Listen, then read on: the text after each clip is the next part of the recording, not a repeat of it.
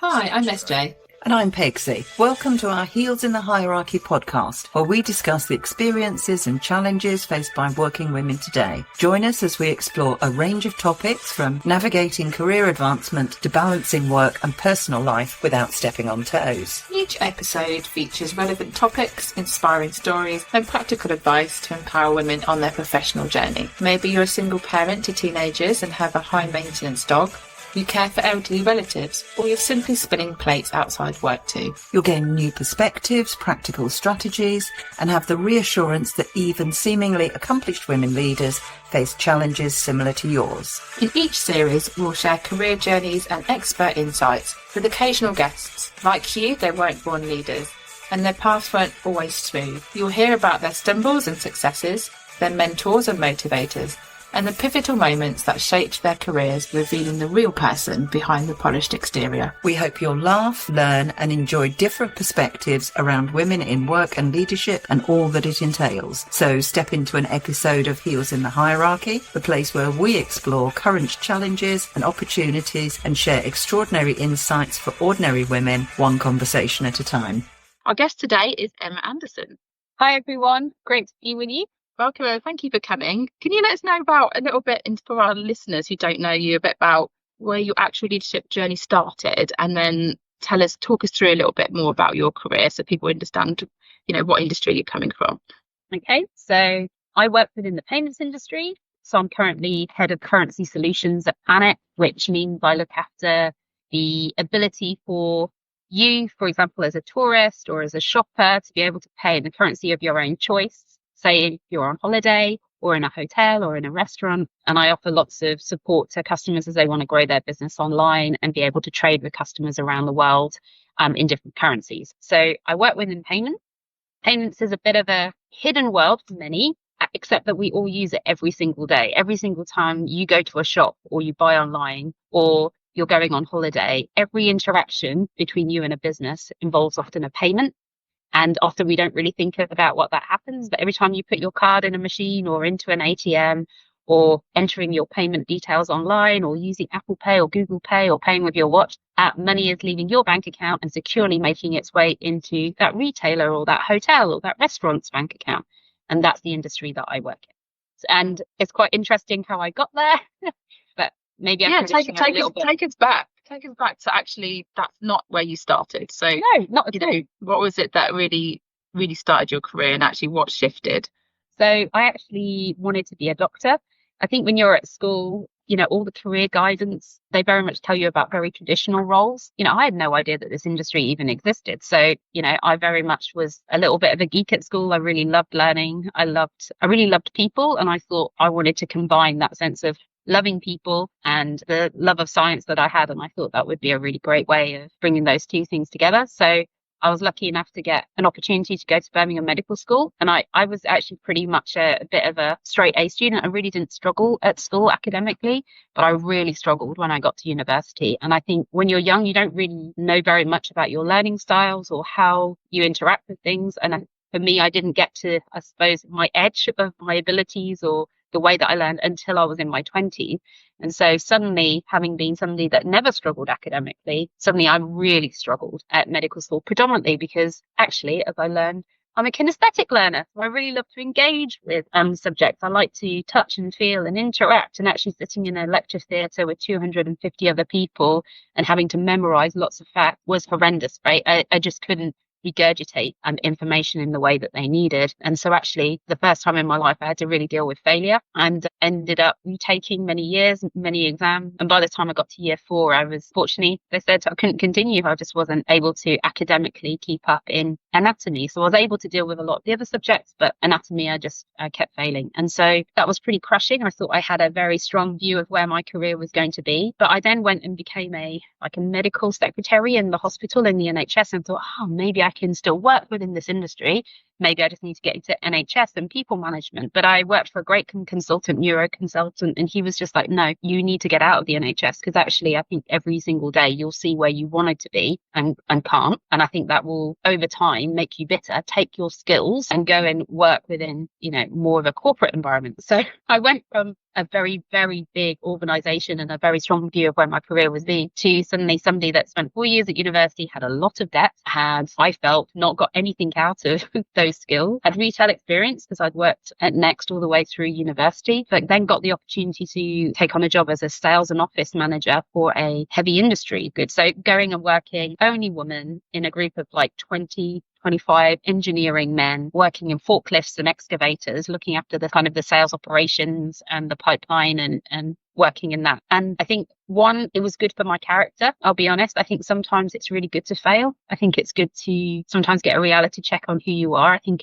these things are not just then to test you. I think they form you. I think they help you develop all these different skills. So I think it was really good for me to go from, I thought I was going to be this, and then have to kind of rebuild who I thought I was and what I could bring, and actually realized I had a lot of transferable skills. And actually a huge amount of what I was learning at university was leading teams, leading people, influencing, dealing with stress, dealing with chaos, speaking to people who are emotional, at a difficult moment in time, compassion, empathy, communication, being able to absorb lots of very technical details and translating that into things for customers. So I realized actually I had more skills than I thought I had, but I was working with a lot of men in a really good environment, but it was a small company that offered no training, and my opportunities for development were limited. But also what I realized is that at some point I was doing more than a lot of them were, working harder. Our chief operating officer at the time got promoted, and they asked me to take over his role, but gave me something like a 2,000 pay rise.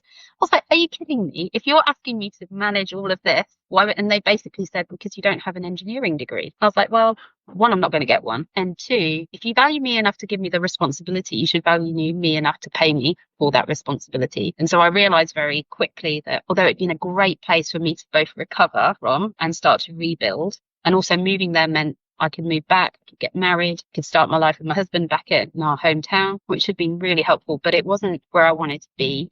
And I needed to grow in a company that offered more training. So I looked for roles, and it wasn't so much about salary as much as it was finding a company that was big enough, that had good internal training. One of the other things I learned about myself is actually I'm really intelligent, but actually I did not want to go back to university. I didn't want to go through that formal educational process anymore. I wanted to learn on the job, because actually that's where I thrive. That's that kind of kinesthetic learning, absorbing from people around me. And so I joined Barclays, Barclaycard, running a telesales team. I had the opportunity to step into that world. And I went in and realized very quickly I was no good at sales, but managing a sales team was quite good. But actually it just exposed me to this entire new industry, which suddenly I found utterly fascinating. And because I was leading people where they needed to sell the product, I was like, well, you can't sell something you don't understand. And so I was constantly asking questions, trying to understand the mechanics of how something operated. And so very quickly they realized salespeople don't need to know how things work. They just need to be told, and they're focused on that. That's just not the way I ticked. And so very quickly, actually, I got opportunities to move into our channel development teams, product training, product management, and moved into the commercial product leadership area, partly because of the way I was approaching the subject matter. And they were a phenomenal company for me to develop people management skills. This is the basics.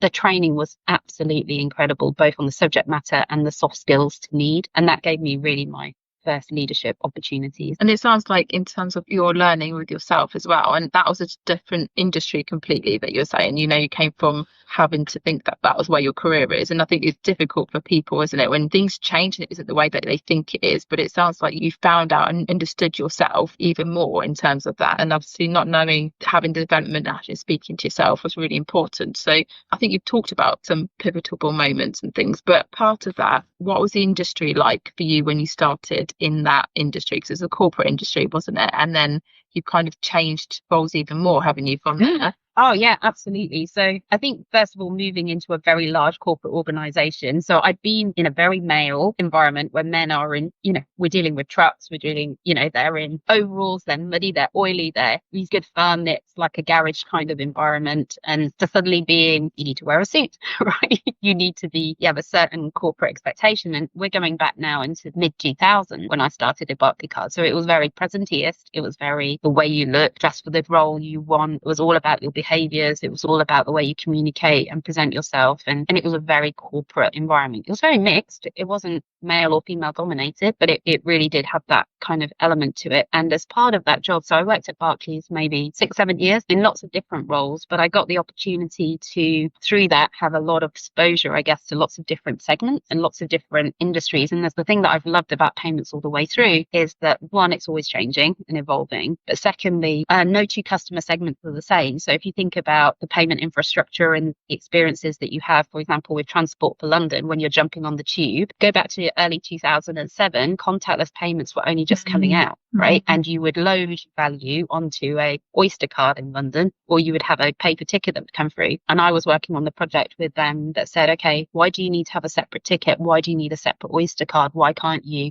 tap your card to get onto that? Or why can't you tap your card on a bus? Now, early 2000s, that was like a concept that was bring in retail infrastructure for that kind of industry into a transport environment. Wasn't something that was very obvious, but I got the opportunity to work on projects like that, transformational opportunities. And I got to work with Visa and around the London Olympic. And we were talking a lot about the importance that nobody achieves anything alone. It's always about the partnerships that you're developing, both with a customer and a partner and a technical supplier. And I got the opportunity to host a big event in London. And this is the other thing about leadership, right? Some of it is about stepping outside of your comfort zone, finding your edge, and then you don't need to jump like a million miles out of it, but sometimes you need to find your next. What's your next stretch? What's the next thing that's going to make you nervous? And for me, things like imposter syndrome and do I know enough and am I going to be exposed? And somebody's going to ask me a question I don't know the answer to. Doing things around like the Olympic events that I was supporting with Visa was, we were doing this big event in London with Visa-sponsored athletes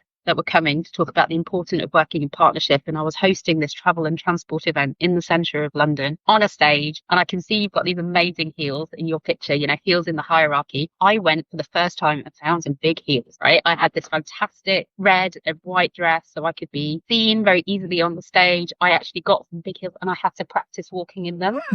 If you ask any of my family, I am not somebody that walks around in high heels. So I am not the most elegant woman in heels. So I had to practice so that I wouldn't stumble on the stage. But, I wanted to make a really good impression. And out of that, and that was quite nerve-wracking for me, presenting, hosting, leading this event. And we had about maybe 250 customers and partners coming to that event. And off the back of that, I then got the opportunity to interview for a job at Visa, because I'd been finding that in the roles that I'd had at Barclays, they kept giving me opportunities and I was building up a lot of experience and a lot of exposure. But my face didn't quite fit the management style that they were looking for in terms of those next steps, or it was always going to be like maybe next year, maybe next 5 years. And I felt like I was hitting my ceiling within that organization at that time. But also I had some really good coaching. One of the feedbacks I got, which still stays with me now because it was so constructive and helpful, was it's not that you couldn't do the next level, you're just not bringing any fresh perspectives because all your views are coming from this internal organization. So they've developed, they've trained me, they've promoted me, and I've absolutely delivered, but I'm not bringing a fresh perspective. So actually what I then took from that was, okay, I've hit my ceiling here. I've not hit my ceiling in the industry. I've just hit my ceiling in this company. And that was fine because I got what I wanted out of it. I moved into that company because I wanted training, I wanted investment, I wanted opportunities for skill. I got that in buckets and I'm so grateful. And I'm actually still really good friends with a lot of the people from there. But then I had the opportunity to go and work at Visa. I don't know if you have time for a bit of a silly story, right? But the Visa interview is one that will go down in my mind, right? Because I'd obviously come off the back of this big event in London where I felt I'd been quite professional and I presented well and, they offered me the opportunity to interview. But suddenly working outside of, Northampton and suddenly the opportunity of maybe working right in the middle of London was, this wasn't my background. I didn't come from a family that was we were working class. Look, we didn't wear designer clothing or really corporate. This was quite a stretch for me. And suddenly I was in the centre of London looking at a beautiful building that Visa offices are out of and going, I'm sure I'd fit in here, but I'd really dressed for the interview.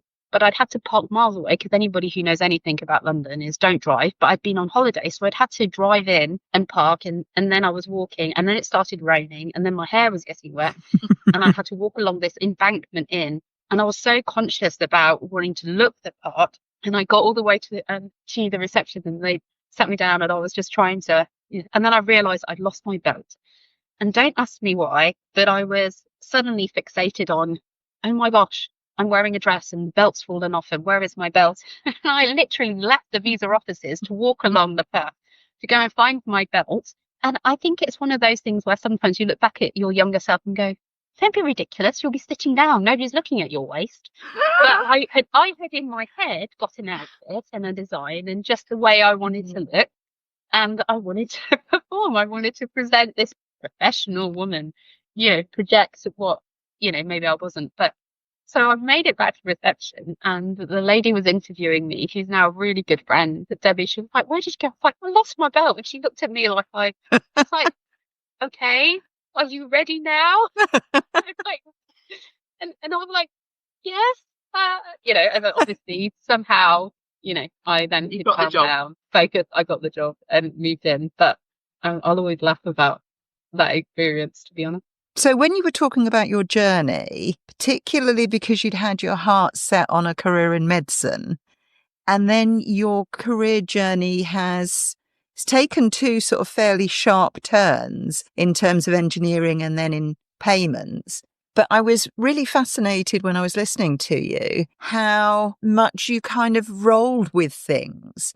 So I would imagine that had I been on that similar journey to you, I'd have been in the depths of depression after my medical career had sort of stopped. And then having been paid or offered less money than people with engineering degrees, I think I would have probably said, well, that's my career scuppered then, and gone inward into my shell. And I'm really struck by how you've taken the setbacks that you've had and you've rolled with them, but you've also kept a real sense of your personal identity and of your worth. That for me is the real message that's come through. What would you say to that perspective? Is that how you see it? I think when you retell the story, sometimes things feel like they happened much faster than in reality they did.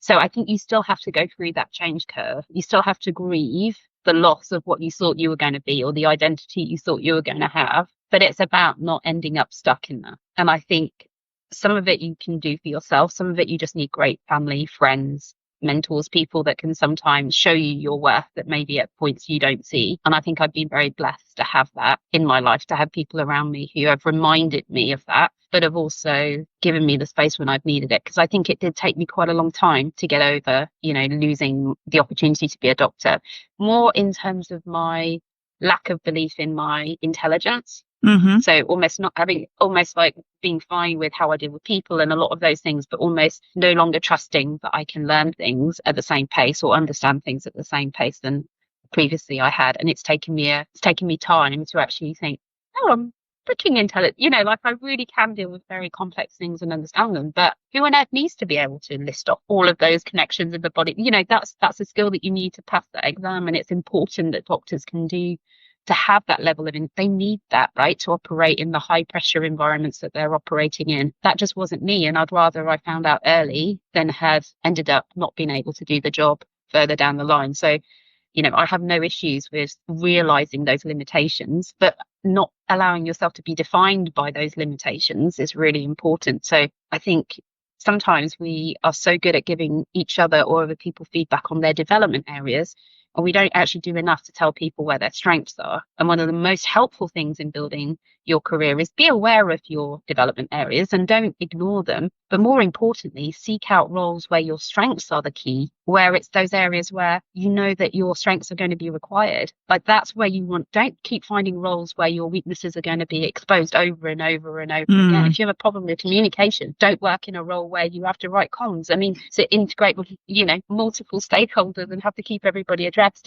Find things that really play to your core strengths, and that really enables you to then start to build some belief and momentum in that. The other thing is the world is a lot bigger, and sometimes we can end up in a very small echo chamber where we think our opportunities are totally defined by the environment and the workplace we're in today. And actually the marketplace and the work environment is so much bigger than we can ever comprehend. And so if you're not in the right place, and if you're not in the right environment for when you're clear about where you want to go, I think you need to trust yourself to go and find those things. It's not always up to your line manager or the company to deliver on everything you want. Sometimes you have to go out there and find those opportunities. And I think that's probably where, compared to some of my friends and people that I've known who have been more risk averse to me, so they've not wanted to take that leap. So I've made a few leaps. So obviously I made that big leap from engineering into payment, then that opportunity to work for Visa, which actually then allowed me to look at the world of payments from a completely different perspective. And I got to travel all across Europe, which again was a complete leap for me, because I was somebody that had never really traveled a huge amount. I mean, we traveled within Europe, but suddenly I was taking planes for work. I was having to commute. I mean, I've missed planes because I didn't plan correctly, and you're mortified, and you're like, okay, you wouldn't do it for your holiday, but suddenly when you're commuting for work, or I'm turning up in countries where I haven't even worked out what language or currency I needed. And do they take cards over here? And do I need something for the taxi? Like skills that you just acquire. I put myself in uncomfortable positions and realize actually I can cope with a lot more than I believed I could. And sometimes you don't learn that skill until you need to learn that. And so sometimes it's okay that you don't go fully prepared into everything. And that's something I think men are better at than women. Is a lot of the time we expect that we need to be fully trained, fully equipped, fully ready before we take that opportunity. And actually, most of the learning happens on the job. It doesn't happen before you get the job. If you already have all the skills to do that job, you will be bored. You will not develop. You will not stretch. You have to find roles where you bring something, but also you are learning something from that opportunity. And so I think the roles that I had traveling around Europe were great. But then I got to a point in my career where actually I needed to be home more. I needed to be with my husband more because we were trying to have a family, and I was going through our IVF journey. And so suddenly my requirements shifted. So I needed to be in a place where I wasn't doing so much commuting, or I wasn't traveling quite so much. So I took another role in another payment company that allowed me to be more UK based, which was important for what I was trying to achieve in my personal life rather than career life. But it was still great for me career wise, but it allowed me to have the balance that I needed. And then after I had my daughter, which took its own time in terms of a journey, we then had the opportunity. My husband got a job in the Middle East. And that to me was utterly overwhelming. I was like, hang on a minute, I've got a baby. And suddenly we're thinking about living in Dubai and bringing up our child over there and working in a completely different culture and environment. But I think if I hadn't taken those smaller risks and realized, actually, I can do this. And actually every single one, if it's not the right decision, you can make a different one, right?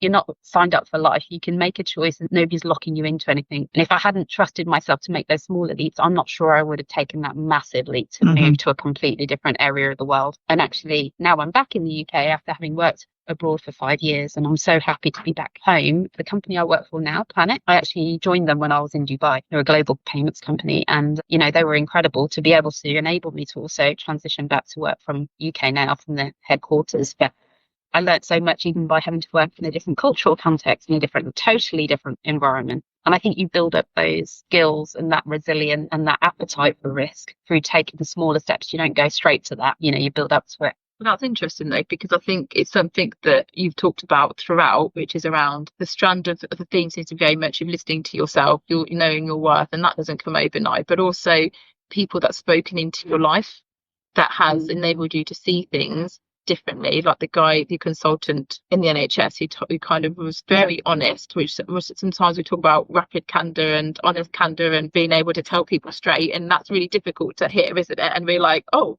to then hearing you where you are now, where you're utilizing all that energy from hearing feedback, but also taking feedback and utilizing that to experience for other people. I think there's so much learning there, but do you feel like that's so important to not always take on board, or how is it important for you to take on board feedback or leadership that sometimes that can be subjective, but not always can be or cannot be helpful to stopping someone progress? Well, I think the most important thing is feedback is one person's opinion at one moment in time from their exposure to you, right? I think the second thing is you don't need to respond to feedback. You have to listen to it and you have to say thank you. And that's all you have to do. After that, what you choose to do with that feedback is up to you. And I think the most important thing is to listen to it, make sure that you know whether somebody has an agenda behind it or not, understand whether they have a perspective that isn't fully informed or not, but also be open-minded enough to say maybe they see something differently, and that's a valuable different insight than I have on myself. We all have blind spots. We all have areas of development and learning.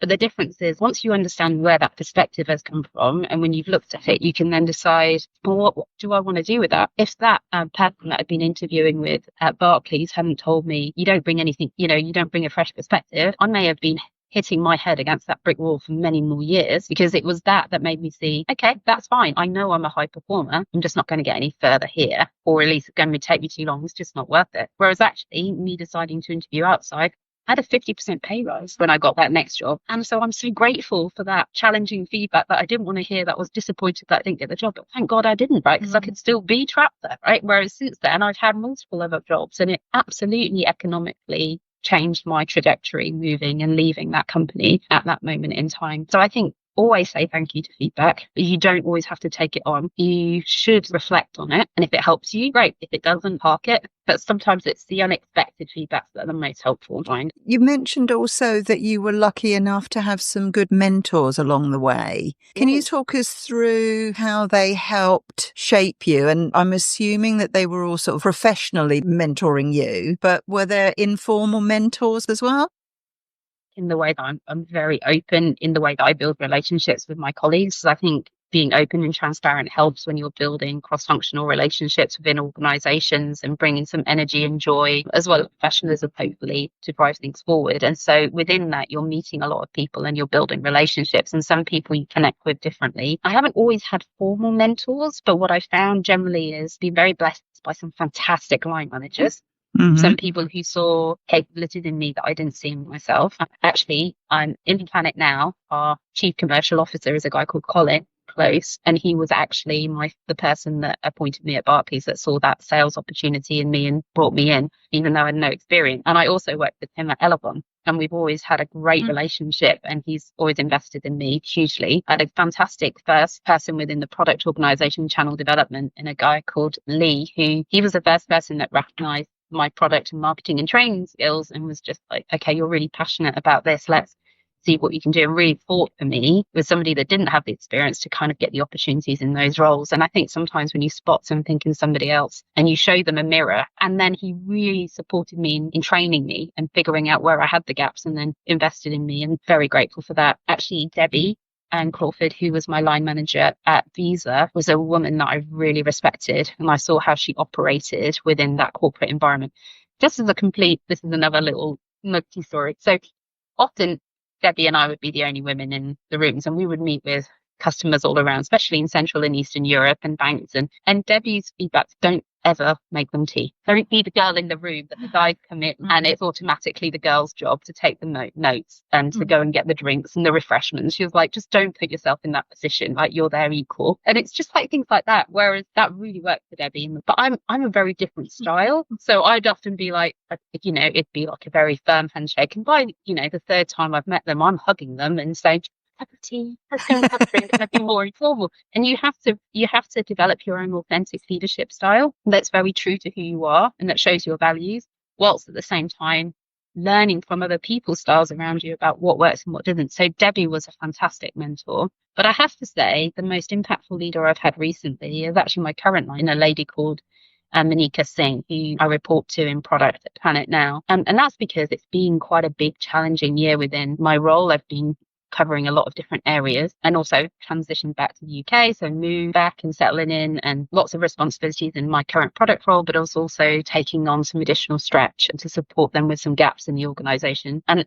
it just had stretched me too far, to be honest. And I think I was really struggling with the breadth of the role, the diversity within the role, but also it was just a bit chaotic. And I was getting to the point where I was feeling, this is insane. Like, I'm trying to cover 3 people's roles here, and actually I'm doing none of the jobs right. So I want somebody that's really I'm not a perfectionist. I gave that up a long time ago. That's a wasted game, right? But I am somebody that likes to deliver at a certain quality. I have quite a high quality of output that I like to do. And I just wasn't feeling like I was getting on top of anything. You'd be working very hard, but making absolutely no progress. And I realized that it wasn't the right thing. And so very quickly spoke to her about it. She'd been only just come into it. And it was just amazing to speak to such an incredible female leader, where at the time I was wrestling with, can I not do it because I'm going through the perimenopause? Is this because, it's a hormonal thing? Is it a tiredness thing? Is it a lack of skills? Is it because I've not worked in this kind of role before? Mentally, I was really struggling, like just brain fog and tiredness. And it was like just a lot of adjustment, but I was really doubting myself and just feeling just like a really poor performer and just thinking this isn't what I want to be. But I know I was having to cover for a lot of gaps that they had. And what I found, one is a real friend Like she was my line manager, but she'd be like, okay, you just need to have a couple of days. You just need to go for a walk. You need to look after yourself. Go and see a doctor. Get yourself checked out. Check, is there anything I can do? Hand it over. Not, you're not performing. You need to work harder. It was you need to unplug. You need to self-care. You need to go figure it out. And secondly, she was like, you have not peaked. You have so much more potential to give.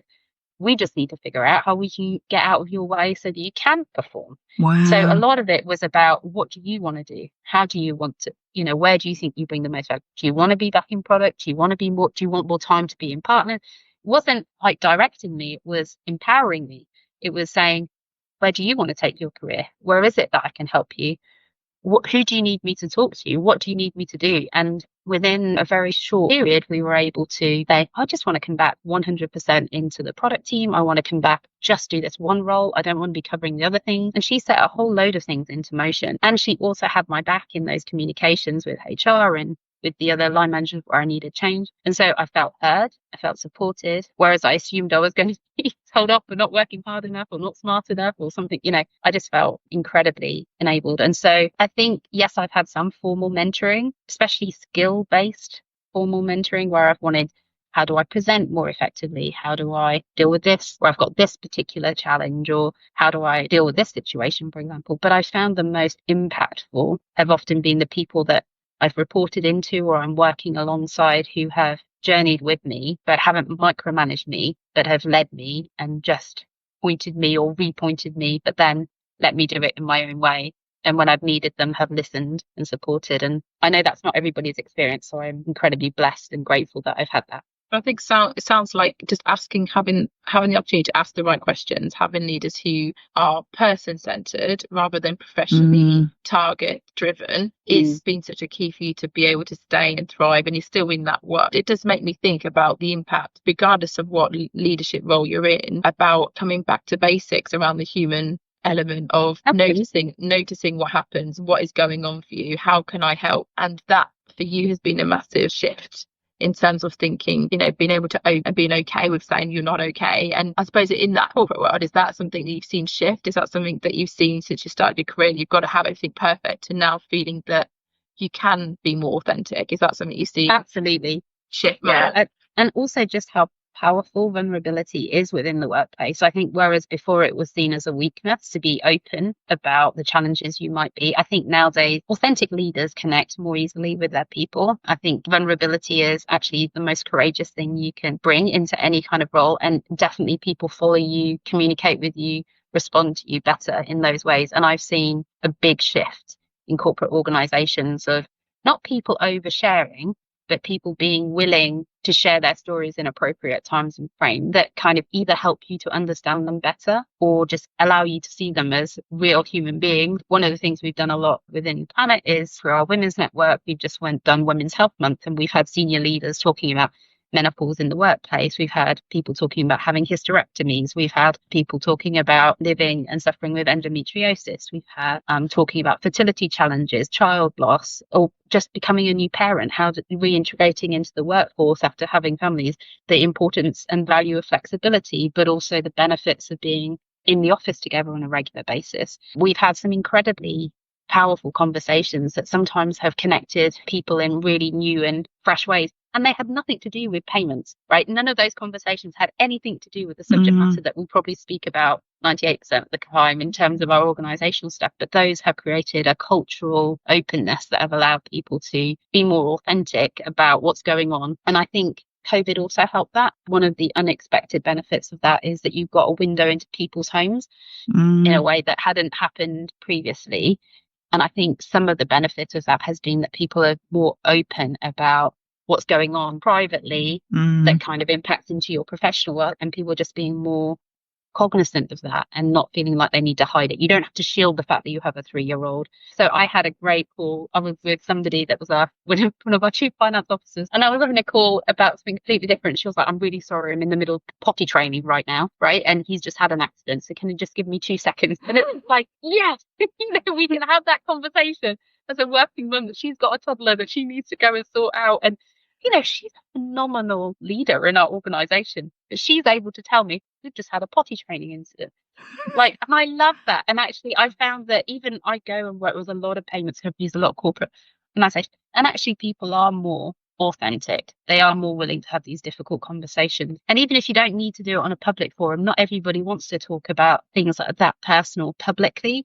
But I think it's more about creating the permission for the private conversation about those things, and that it is okay with your line manager or your support or your friends to say, I am struggling right now. I don't feel like I'm delivering, or this situation is impacting me, or I'm not coping. And I think they're more equipped to have those conversations than maybe they were before. And although it is hard for me, that it's been weird having this, you don't no longer have my work outfits and my personal outfits in my wardrobe, and having to learn how to blend, and also just go, we don't wear suits anymore, with like this smart casual thing, which I'm not very good at. And I don't really understand how to dress in the workplace versus dressing at home. I still try to keep them quite different. It's more encouraged and more celebrated that people can be authentic and just be more themselves, and valued for their contribution rather than how they look, how they sound. And that's really valuable.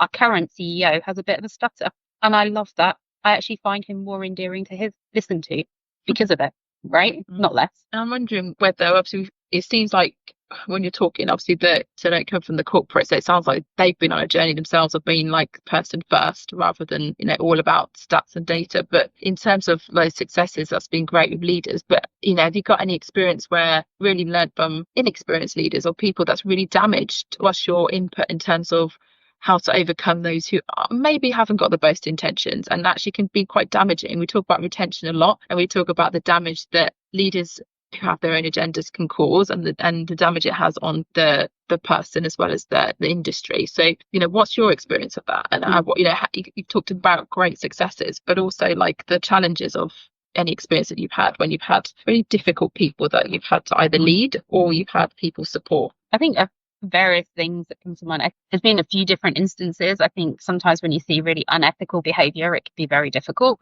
So when, decisions are made for short-term gains within companies trying to achieve financial targets and will take certain shortcuts, and I've had to go through instances of having to raise ethical complaint and those kind of things to kind of address stuff or prevent things from happening, which those processes and procedures are in place, which is good, but they're very painful. I think anytime when you're working, especially where the profit is more important than the people.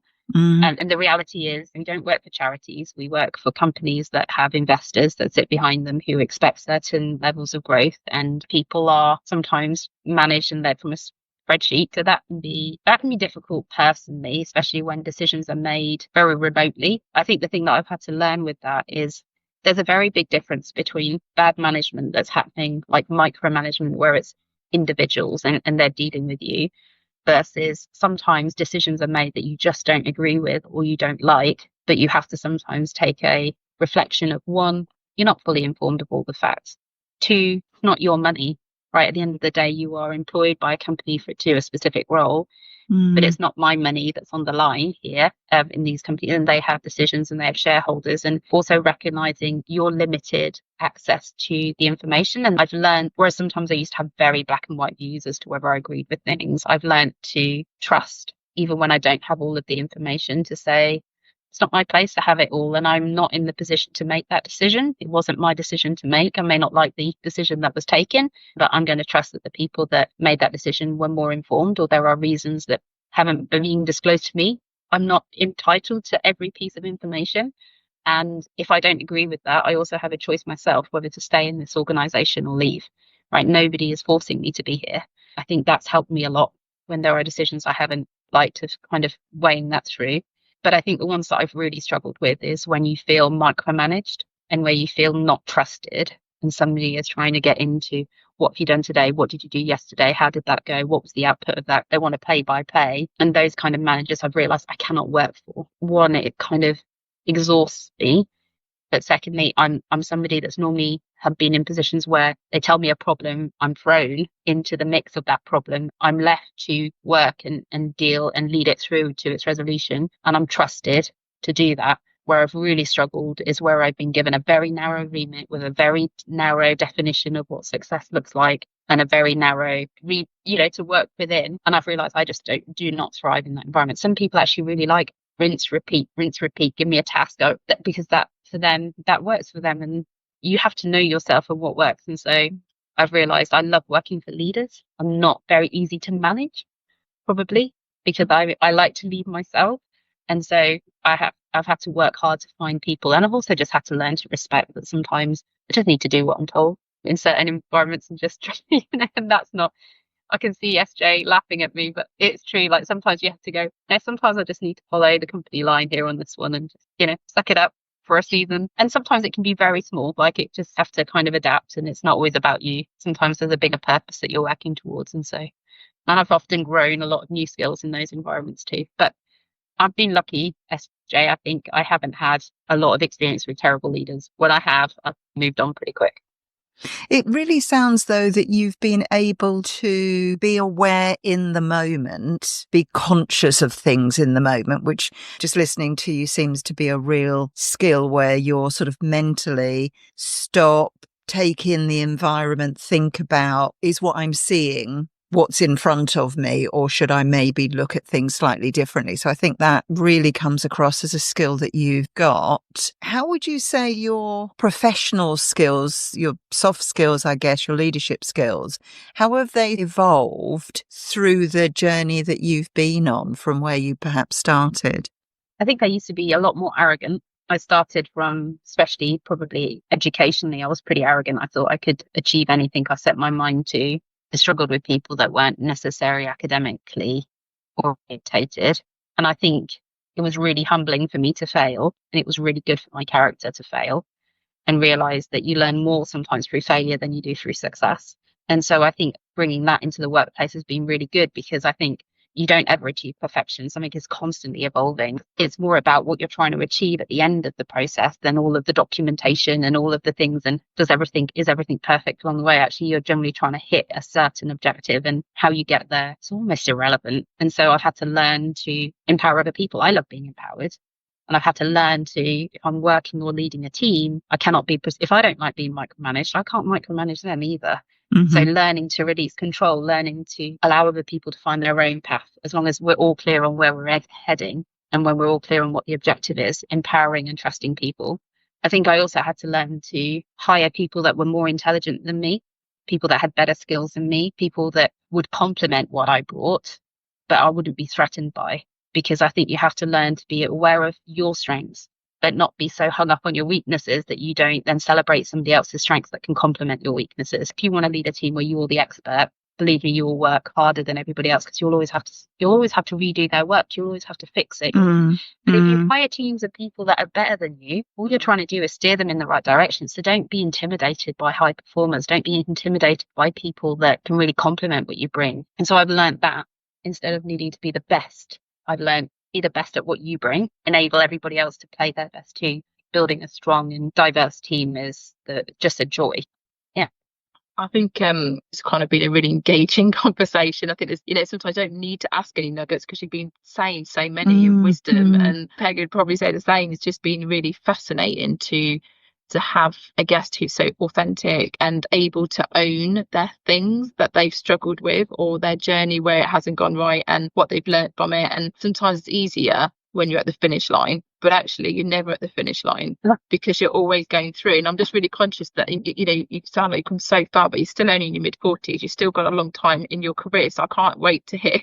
We have to revisit you when you're later on and go, oh my word, how things have changed. But also really conscious that you're in a different stage of your career now in terms of family and what you want. And I suppose some of my thinking around that was, how would you support or talk to people about the importance of being okay with stepping down maybe, or being authentic about your own needs, and what skill sets do you think people may need to do that? Because I know it's so difficult sometimes to be so honest with yourself, and how you to follow that through, not to sacrifice yourself or to the cost of your family, but also that independence that you get because of the role that you have.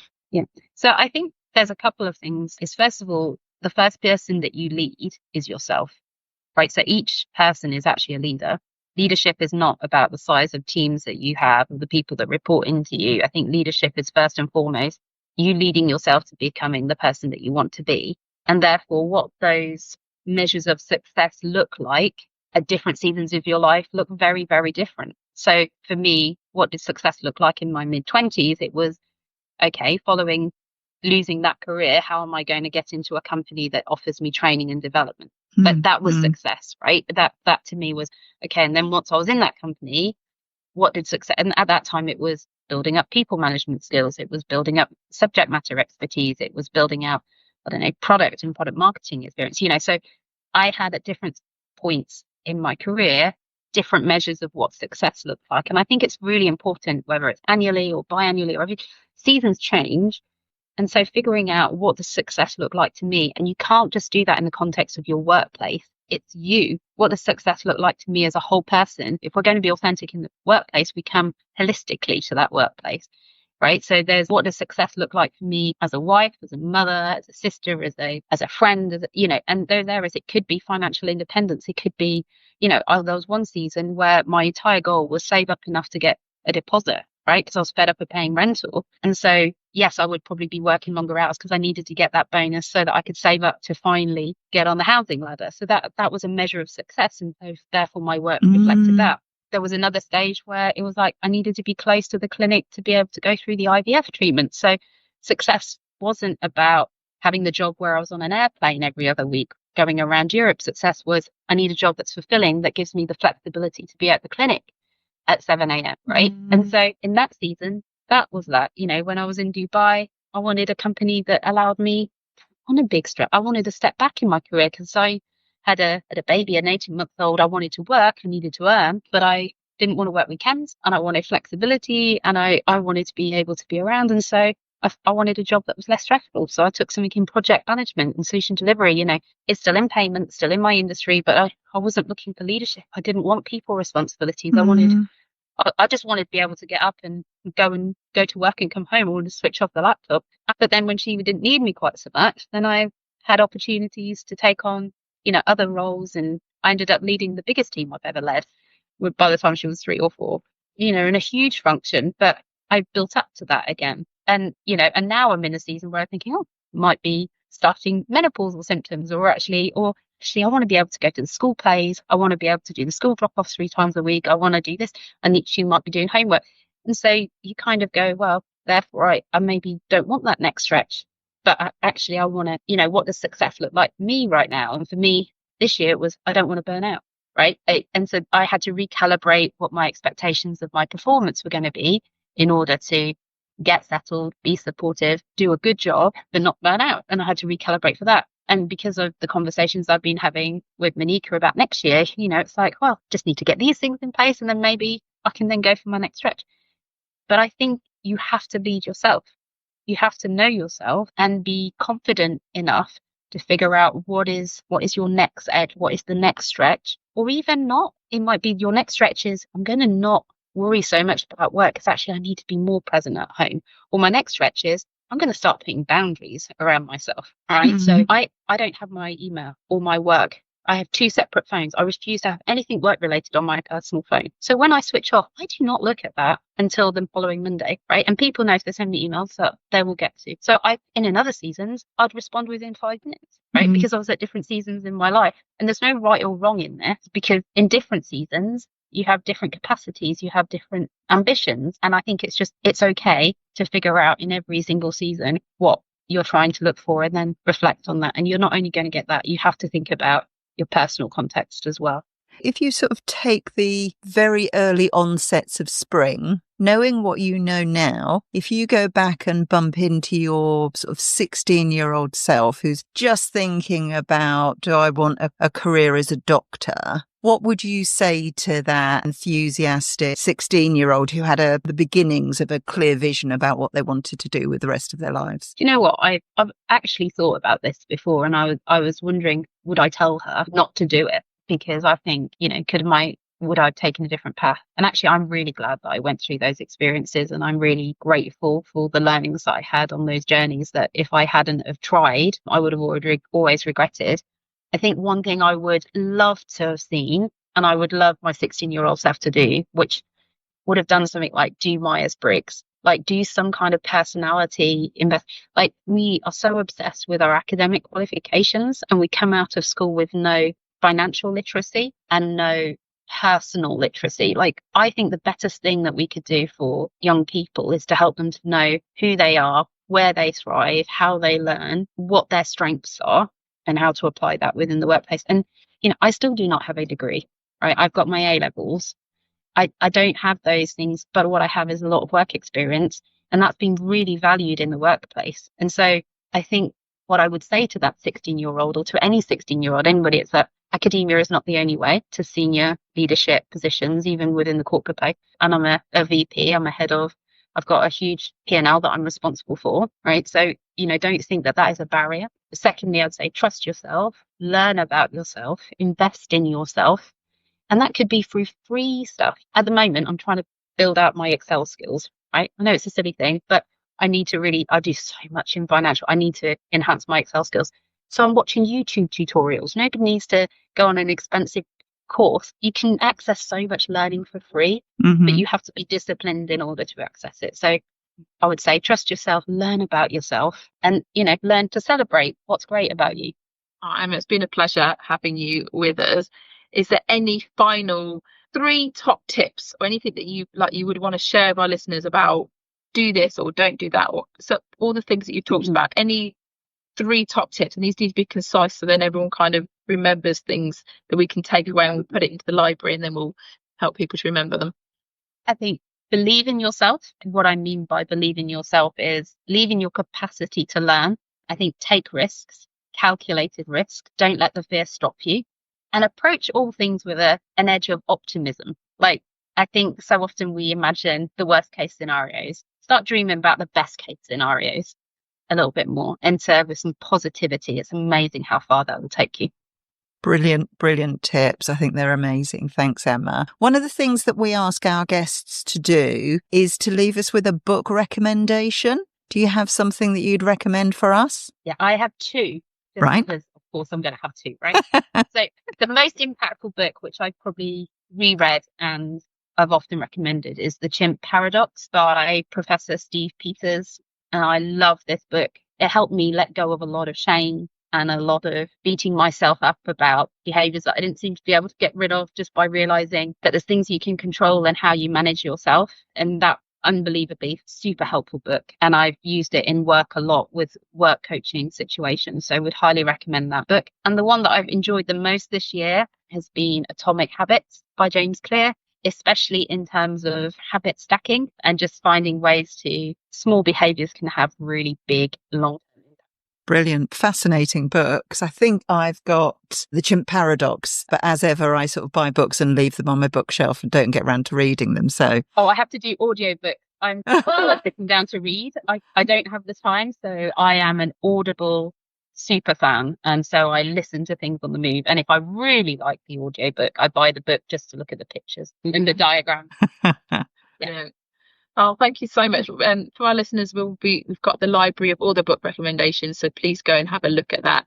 And just want to thank Emma again for joining us today and just sharing all your experience, your expertise, your tips, and just your authentic learning about doing leadership and being human and being here as a woman, sharing all that. And I know that our listeners and everybody that's going to be able to hopefully share this will take so much things away. So thank you for joining us. You're welcome. Brilliant. Thank you so much. A huge thank you to the wonderful Emma Anderson for sharing her brilliant insights with us.